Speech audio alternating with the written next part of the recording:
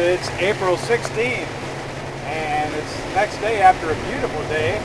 This is Rookie Doug. Now here's what I get to drive in now. Raining big time. It's about 7:30 p.m.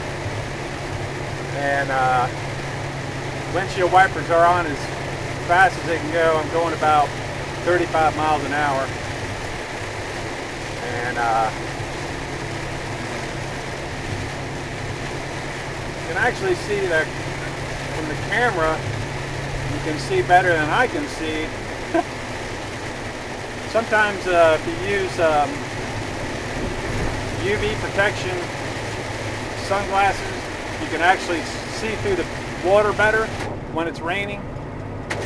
Or if you're getting fogged up windows or something, you can actually see better with UV glasses, sunglasses. But I thought I'd show you this. It's going to be a little bit slow going here. So I'm on my way to Bethlehem, Pennsylvania. Should be it's a Saturday night here. It should be a nice little drive, mile-wise. Anyway,